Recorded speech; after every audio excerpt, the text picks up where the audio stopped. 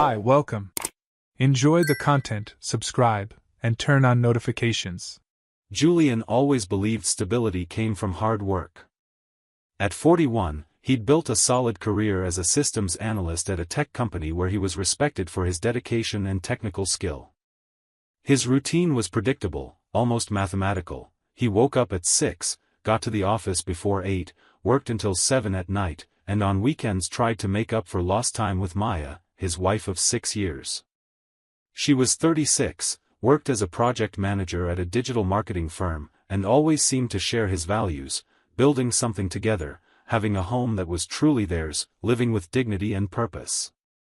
Julian's history with owning homes was complicated and painful. He'd lost both parents in a car accident when he was just 17, right in the middle of his senior year of high school. The loss was devastating, not just emotionally, but financially too. With no adequate life insurance and no close relatives able to take him in permanently, Julian spent his teens and early 20s moving from one rented apartment to another, staying temporarily with uncles he barely knew, sharing cramped dorm rooms with college friends, always carrying that persistent, aching feeling that he didn't belong anywhere. Every move was a reminder that he had no roots, no safe place to return to. When he met Maya at a technology conference 5 years earlier, he'd already made a firm promise to himself: one day, he'd have something that was truly his, a place where he could finally feel at home. She seemed to understand that deeply. In their early conversations, Maya told him she'd grown up in an unstable environment too, with divorced parents and constant moves between their houses. She said she dreamed of a place where she could finally put down roots, decorate however she wanted, and feel a sense of permanence. That connection became one of the pillars of their relationship. For 3 intense years, Julian saved every penny he could. He turned down trips with friends, skipped expensive dinners out, kept driving the same old, noisy car he'd had since his 20s, and even canceled streaming subscriptions to save a few dollars a month. Maya contributed here and there, but with less financial commitment. She said she preferred to live in the moment and enjoy her youth, but that she fully supported his dream. Julian never questioned it. He truly believed that when the house was finally theirs, when she could see the concrete result of all that sacrifice, she'd understand and value every moment of it. When the day finally came, Julian felt like everything made sense. The house had 3 well-spaced bedrooms, a small but carefully tended yard with a few fruit trees, and sat in a quiet, tree-lined neighborhood where people still greeted each other on the street and kids played on the sidewalks. It was perfect. Throughout the entire 2-month buying process, credit checks, price negotiations, bureaucratic paperwork, Maya was there. She picked the wall colors, suggested where to place the furniture, and took dozens of photos of the empty house, saying she wanted to document the start of this new chapter. Julian was radiant, feeling like he'd finally built the foundation of a life worth living. On the day of the final signing, they went together to the house. It was a sunny Saturday afternoon, with a gentle breeze making the leaves in the yard sway softly. Julian held the keys like they were made of pure gold, feeling their weight in his hand. He slowly opened the front door, savoring the moment, stepped into the empty living room where his footsteps echoed against the white walls, and felt something he hadn't felt in years: genuine belonging, the sense that he finally had a place in the world. He turned to Maya with a wide smile, expecting to see the same spark of happiness and fulfillment in her eyes. But what he saw was a distant, almost cold expression, like she was mentally somewhere else. "I don't know if I want to keep going with this, Julian." The words came out of her mouth in a flat, almost casual tone, like she was commenting on the weather. He blinked several times, confused, thinking he'd misunderstood. "What? What do you mean?" Maya looked around the empty room, avoiding his gaze, as if she were assessing something she couldn't, or wouldn't, name. "I don't know if this is my place. I don't know if I want to stay married to you. I need time to think." Julian felt the ground literally disappear beneath his feet, like he'd fallen into an empty void. This made no sense. They'd planned this together for years. She'd been part of every step. She'd chosen this house specifically. She'd said 1,000 times she wanted this. Maya, what are you talking about? We just signed the purchase. We planned this for 3 years. I know, she interrupted, her voice strangely controlled and detached. But I need to think about what I really want. I don't know if I want to stay married to you. I'm sorry, but that's it. Julian stood frozen in the middle of the empty room, completely unable to process what he was hearing. His mind spun, trying to find a logical explanation. Part of him wanted to scream, demand a better explanation, question every word. Another part wanted to drop to his knees and beg her to explain what was happening, what he'd done wrong. But something inside him, maybe wounded pride, maybe pain turning to anger, stopped him from doing either. Then go, he said, surprised by the firmness in his own voice. I won't force you to stay. I won't hold you to anything. Maya grabbed her bag, took one last look around, and walked out the door without looking back, saying nothing more. Julian stayed there, alone in that huge, empty house that was supposed to represent a new beginning, listening only to the echo of his own footsteps and trying to understand what the hell had just happened. The days that followed were a blur of confusion and pain. Julian tried to keep up with work, but he couldn't focus. He'd sit in front of the computer and just stare at the screen without seeing anything, his mind constantly returning to that moment in the empty living room. He called Maya several times, but she didn't answer. He sent long messages asking if they could talk, trying to understand what had happened, but her replies were always short and evasive. I need space. I'm not ready to talk about this. Please, Julian, give me some time. He didn't push after the third attempt. If she wanted to leave, if she truly didn't want to be with him, he wasn't the kind of man who would hold her against her will. 5 days after that devastating moment, Julian was organizing moving boxes in what would be the guest room when something fell out of Maya's backpack, left forgotten in the corner of the closet. It was a crumpled, partially torn receipt. He picked it up without thinking, just to toss it in the trash, but something caught his eye immediately: a dinner at an expensive downtown Italian restaurant, 2 days before the house purchase. The amount printed was high, over $200 just for food and wine. Julian frowned, trying to remember. They hadn't dined together that day. He'd worked late on an urgent project, got home exhausted around 10 p.m., and Maya said she'd been home all day, tired and not in the mood to go out. An uncomfortable, almost nauseating feeling began to rise in his chest. He grabbed the laptop, opened the browser with slightly trembling hands, logged into their shared joint account for household expenses, and meticulously reviewed the statements from the last 6 months. What he saw in the next 2 hours made him stop breathing for several seconds. There was a long series of expenses he absolutely didn't recognize: hotels downtown, always on Tuesday and Thursday afternoons, upscale restaurants he'd never visited, even purchases at high-end men's clothing stores. Julian had never been to any of these places. And Maya had never mentioned a single one of these expenses.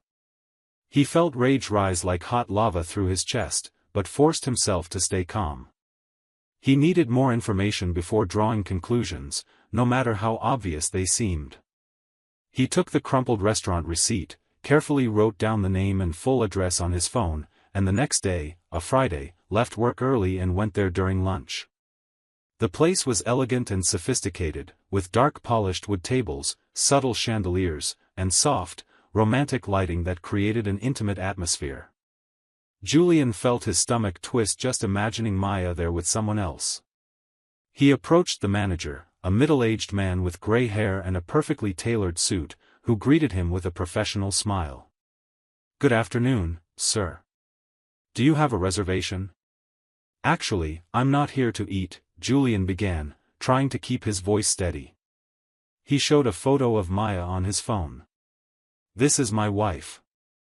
Does she come here often?" The manager looked at the photo for a few seconds, and Julian immediately noticed a flicker of discomfort cross his face, a telling hesitation. "Sir, I can't disclose specific information about our clients." It's our policy. Please, Julian insisted, and this time he couldn't fully hide the pain in his voice. I just need to know the truth. She said she was home that day, but I found the receipt. I need to know. The manager glanced around the restaurant, checking if anyone was listening, then sighed heavily. There was genuine compassion in his eyes when he finally answered. She comes here, yes. Every week, sometimes twice. Always with the same man. They seem very intimate. I'm sorry. Julian felt something tighten painfully in his chest, but forced himself to keep going. Could you show me the security footage? I know it's irregular, but I need to be sure. The manager hesitated for a long moment, clearly torn between the restaurant's policy and compassion for the man in front of him. Finally, he gave a subtle nod. Follow me. But this stays between us, understood? They went to a small, cramped office in the back filled with monitors. The manager sat down, worked on the computer for a few minutes navigating video files, then turned the screen toward Julian. This is the recording from her last visit. It was 3 days ago. Julian forced himself to look at the screen, even though every cell in his body wanted to run away. There she was, sitting at a corner table under the soft, romantic light, laughing in a completely relaxed, happy way, holding the hand of a man he didn't know. The man was younger, maybe 30, with neatly cut dark hair, colorful tattoos climbing his arms, and a confident smile. They looked extremely intimate, comfortable, like a couple who'd been together for years. In one moment on the video that shattered Julian's heart, Maya leaned across the table and kissed the man's cheek for a long time, then laughed when he whispered something in her ear. Julian looked away, unable to keep watching. Can you send me this file? He asked, his voice hoarse and choked. The manager nodded with a somber expression. I'll email it to you now. And man, I'm truly sorry. No one deserves this. Julian left the restaurant with weak legs, feeling physically ill. He went back to his car parked on the street, sat in the driver's seat, and stayed there for long minutes that felt like hours, just breathing and trying to process. It wasn't just betrayal. It was calculated premeditation. She'd been with another man while they bought the house together. She'd been laughing and kissing someone else while he sacrificed literally everything to build a future he believed was theirs. The tears came then, hot and bitter, and Julian didn't try to stop them. That night, Julian didn't sleep a single minute. He lay in the dark for hours, then gave up and turned on the laptop. He spent the entire night meticulously reviewing bank statements, noting every suspicious date, every location, every expense. He created a detailed spreadsheet, cross-referenced information, built a complete timeline. Every new discovery was like a knife. The hotels had started exactly 8 months ago, right after she'd said she was so happy with their relationship. The expensive dinners, always on Tuesdays and Thursdays, began shortly after. She'd been doing this methodically for nearly a full year, lying to him every single day. On Saturday morning, exhausted but determined, Julian went after more concrete answers. He returned to the restaurant, this time asking discreetly if any staff knew who the man in the video was. A young waitress, who seemed genuinely sympathetic to his situation, said she'd served their table several times. He always pays with a corporate card. I think his name is Lance something. I heard her call him that. He works as a personal trainer at a gym nearby, Fitness Premium. Julian wrote down the gym's name on his phone and went there immediately. The place was large and modern, with top-of-the-line equipment and glass walls. He walked in pretending to be interested in hiring a personal trainer, and when he saw the man from the security footage walking through the gym chatting with a client, he casually pointed and asked the receptionist, "Is this guy good?" "A friend recommended someone but I can't remember the name." "Oh, that's Lance Patterson," the receptionist replied cheerfully. "He's great, super dedicated, but unfortunately his schedule is completely full. Want me to check if another trainer has availability?" "No, thanks," Julian said, quickly leaving before anyone noticed his state. Now he had a full name, Lance Patterson. He went home and spent the next few hours obsessively researching on social media. He easily found Lance's Instagram profile, hundreds of gym photos, motivational quotes about perseverance and determination, enthusiastic testimonials from satisfied clients. And there, buried in a photo from 6 months back where Lance posed with a group of clients after a class, was Maya in the background. She'd commented on the post, "Best trainer ever. Changed my life," with 3 red heart emojis. Julian felt actual physical nausea, ran to the bathroom, and vomited. After washing his face with cold water and trying to regain some control, Julian decided he needed one final confrontation. He couldn't keep living in this uncertainty and agony. He sent Maya a short, direct message, "We need to talk. In person. It's important." She took nearly 5 hours to reply, which only increased his anxiety and anger, but finally agreed to meet him at the house the next day, Sunday afternoon. When Maya arrived precisely at 3 p.m., she looked visibly nervous and tense. Julian was sitting in the still nearly empty living room, on just 2 cheap folding chairs he'd bought at a discount store. He gestured for her to sit, coldly, and she obeyed silently, avoiding his gaze. So, he began, making a conscious effort to keep his voice calm and controlled. "You said you needed time to think. I gave you that time. Now I need you to explain exactly what's going on. And this time, I want the truth." Maya sighed deeply, looking away from the empty window. "Julian, I really don't know how to explain this in a way that makes sense. I feel trapped in this relationship. I feel like we lost the connection we had at the beginning. We don't really talk anymore, we don't have that intimacy." "Connection," Julian repeated, letting the word hang in the air for a moment. "Intimacy. Funny you mention those exact words." He pulled his phone from his pocket, unlocked it with steady fingers, and placed it on the chair between them, showing the frozen image from the restaurant's security video. "Is this your idea of connection and intimacy?" Maya's face went completely pale, as if all the blood had drained instantly. She opened and closed her mouth several times, but no words came out. Her eyes widened, and Julian saw genuine panic in them. 8 months, Maya, Julian continued, and now his voice began to tremble slightly with contained emotion. "You've been with this Lance for at least 8 months. I have the bank statements, the security footage, everything documented. While I was saving every single penny I earned, while I was working 12 hours a day, while I sacrificed everything and dreamed of this house that would be ours, you were spending our money on expensive hotels with another man." Maya swallowed hard, tears starting to form. "Julian, it wasn't exactly like that. I was really confused about us, I didn't know what." "Confused?" Julian let out a humorless, bitter laugh. "You were so incredibly confused you managed to organize weekly hotel dates? So lost and disoriented you could manage fancy dinners using money that was ours? So unsure of your own feelings that you could kiss and hug this guy while pretending to me you were building a future beside me? I'm sorry," she whispered weakly, tears now falling freely down her face. "I never meant to hurt you this way. I swear I didn't." "But you did," Julian replied, now looking directly and intensely into her eyes, forcing her to meet his gaze. "And do you know what hurts the most? You didn't have the courage to be honest with me.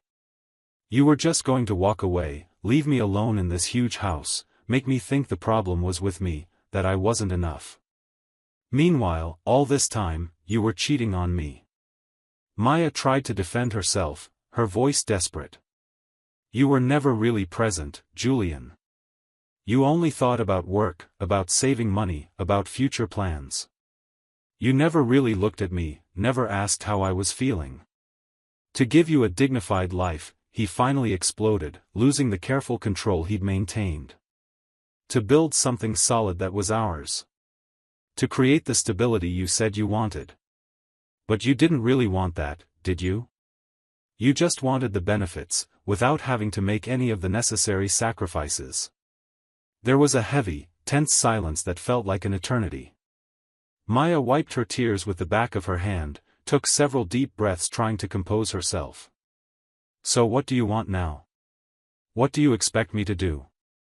Julian picked up a thick brown envelope strategically placed beside the chair and placed it on the seat between them with deliberate motion. Divorce. The papers are all filled out, all you have to do is sign. The house is registered solely in my name. It was bought entirely with my money, my savings. And more importantly, you committed proven adultery. Under this state's law, you won't be entitled to anything. Maya stared at the envelope as if it were a final death sentence. Julian, please, can't we talk about this more calmly? Can't we try? No, he cut her off with absolute firmness. There's no more we. That thus died the moment you decided to betray me. Sign the papers and leave my life. She tried to argue for a few more minutes, saying she'd contributed emotionally to the relationship for years, that she deserved at least some financial compensation for the time invested. Julian just laughed, a bitter, wounded sound. Emotional contribution? You spent nearly a year cheating on me, Maya. Lying to me every single day. Your only real contribution was breaking me apart inside. In the weeks that followed, Julian discovered even more disturbing details through mutual friends who began speaking now that the truth had been exposed. He learned from a coworker who knew people at the gym that Lance had a well-known reputation. He was famous for seducing married women, women with money or useful social connections, then using their networks to expand his base of wealthy clients. It was practically his pattern of behavior. He wasn't actually interested in Maya as a person, he was interested in what she could do for him professionally. 3 weeks after the devastating confrontation, Maya tried calling Julian's phone several times. He ignored the first 5 calls, but finally answered the 6th, though he said nothing. He just stayed silent, waiting. She was clearly crying on the other end, her voice broken and desperate. Julian, I made a terrible mistake. I was completely wrong about everything. Can you forgive me? Can we try again? Julian closed his eyes, took a deep breath, feeling a complex mix of lingering pain and something like pity. No, Maya. I can't forgive you. And even if I could, even if I were capable of it, I wouldn't. You made your conscious choices for months. Now live with the consequences. Please, she begged, her voice breaking completely. I don't have anyone left. I lost everything. Lance left me when he found out about the divorce. My friends all sided with you. I have nowhere to go. You didn't lose anything, Maya, Julian replied, keeping his voice surprisingly calm but absolutely firm. You threw it all away deliberately. There's a huge difference between losing something and destroying it with your own hands. And he hung up without waiting for a response. The months that followed were genuinely difficult and challenging. Julian went to weekly therapy, trying to process the betrayal and understand how he hadn't seen the signs that were probably there all along. He had sleepless nights, moments of intense anger, periods of deep sadness. But slowly, week by week, he began to rebuild himself as a person. He painted all the walls in the house with new colors that were purely his preference, bought new furniture chosen only based on his own taste, transformed every room into something that was genuinely and authentically his. He even started going out socially again, accepted invitations from friends he'd neglected, met some interesting people, cautiously tested the waters of dating again. 1 full year after that devastating day in the empty house, Julian was comfortably seated on the porch he'd renovated himself when he received a message from a number he hadn't saved. It was from Sophie, a former co-worker of Maya's that they both knew.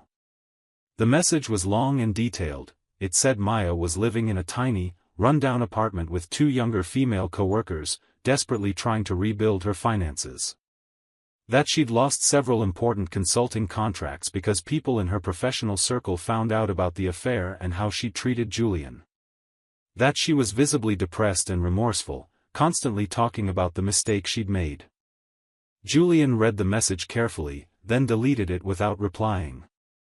He didn't feel anger anymore. He didn't feel sadness. He didn't feel any desire for revenge or morbid satisfaction in her suffering.